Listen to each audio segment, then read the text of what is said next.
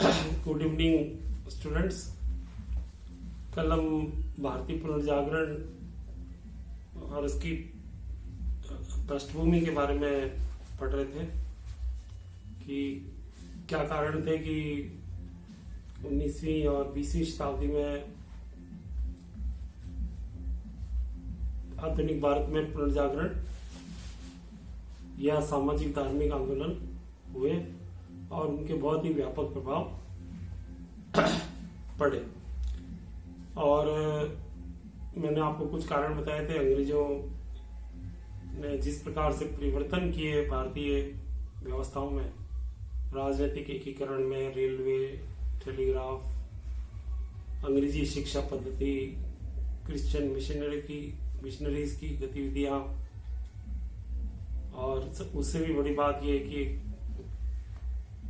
गुलामी की मानसिकता वाली एक इंफीरियरिटी जो भारतीयों में घर कर गई, इन सब कारणों से इस धार्मिक सामाजिक आंदोलन का उदय हुआ। इस पुनर्जागरण में जो पहले पात्र या चरित्र आते हैं वो राजा राम मोहन राय हैं, और इनके लिए जो है बहुत से आधुनिक भारत के इतिहासकारों ने ये कहा है कि ये पहले ऐसे व्यक्ति थे जिन्होंने आधुनिक भारत के स्वप्न देखे थे, या यूं कहें कि आधुनिक भारत के ये स्वप्न दृष्टा थे। और जो है नंदलाल चटर्जी जो बहुत प्रसिद्ध लेखक हैं आधुनिक भारत के, उन्होंने लिखा कि राम मोहन राय प्राचीन एवं नवीन युग और रूढ़िवादिता और प्रगतिशीलता, कट्टरता एवं उदारवादी तत्वों के बीच में एक सेतु का कार्य कर रहे थे। तो ये जो दो प्रकार की जो विचारधाराएं हैं उनके बीच का मार्ग राजा राम मोहन राय हमें दिखाते हैं। और प्राचीनता और नवीनता, क्योंकि आप देखें कि जो है राजा राम मोहन राय प्राचीन भारतीय संस्कृति, संस्कृत भाषा और प्राचीन भारतीय दर्शन के विरुद्ध नहीं है, और नवीन युग जो अंग्रेजी शिक्षा पद्धति है उसके वो समर्थक है। रूढ़िवादिता और प्रगतिशीलता के बीच का मार्ग वो अपनाते हैं। तो ऐसे समय में राजा राम मोहन राय अस्तित्व में आए जब भारत परतंत्र था, अंग्रेजों के अधीन। भारत का आर्थिक शोषण हो रहा था, गरीबी अत्यधिक बढ़ गई, अकाल और महामारी से लाखों लोग मारे जा रहे थे। राजनीतिक रूप से तो परतंत्र था ही, सामाजिक रूप से भी भारत की स्थिति कोई बहुत अच्छी नहीं थी। समाज में बुराइयां अत्यधिक बढ़ गई। जैसे हम आगे पढ़ेंगे कि राजा राम मोहन राय ने एक बहुत ही बड़ा कार्य किया जब उन्होंने तत्कालीन गवर्नर जनरल से मिलकर सती प्रथा को अवैध घोषित कराया। तो ये जो सामाजिक बुराई थी सती प्रथा, उस पर उन्होंने रोक लगाई। तो आप देखिए कि किस तरह से जो विधवा स्त्रियों की क्या दशा थी। राजा राम मोहन राय के सामने ही उनकी सगी भाभी सती हुई थी। तो उससे उस प्रथा के प्रति उनमें जबरदस्त घृणा पैदा हुई और उन्होंने उसको हटाने के लिए बीड़ा उठाया। तो समाज में जो बुराइयां थी, उन बुराइयों में छुआछूत है, ऊंच नीच है, स्त्रियों का अत्यंत ही निम्न स्थान है, और ईसाई धर्म का प्रचार प्रसार है, और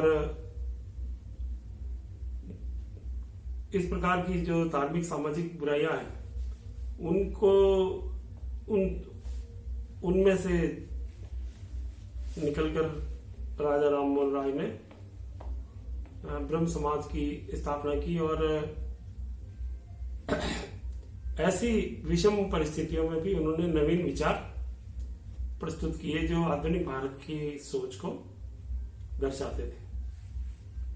तो इनका जो जन्म था वो बंगाल के राधानगर गांव में एक ब्राह्मण जमींदार के परिवार में हुआ था। 22 मई सन 1772 में इनका जन्म हुआ और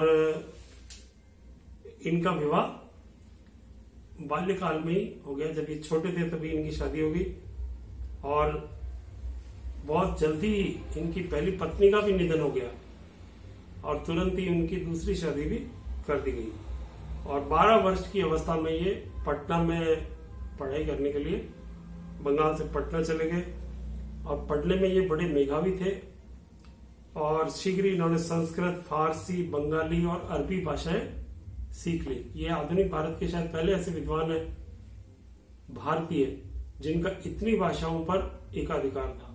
ये एक तमाम प्रचलित भाषाएं जो भारत में मौजूद थी उसके ये बड़े जानकार बन गए और अंग्रेजी भी आपने सीख ली। बाद में अंग्रेजी सरकार की में ये नौकरी लग गए और रंगपुर में जो जिला कलेक्टर थे उसके कार्यालय में एक क्लर्क की नौकरी इन्होंने की और शीघ्र ही जो है दीवान के पद तक पहुंच गए और अपनी नौकरी काल में भी इन्होंने लैटिन, ग्रीक, हिब्रू आदि भाषाओं के उनके ग्रंथों का अध्ययन किया और हिंदू धर्म, शास्त्र, वेद, उपनिषद, वेदांत, बाइबल आदि ग्रंथों को इन्होंने खूब अध्ययन किया और 1814 में इन्होंने अपनी नौकरी से त्यागपत्र दिया और स्थायी रूप से कलकत्ता में रहने लगे। 1833 में आपकी मृत्यु हुई और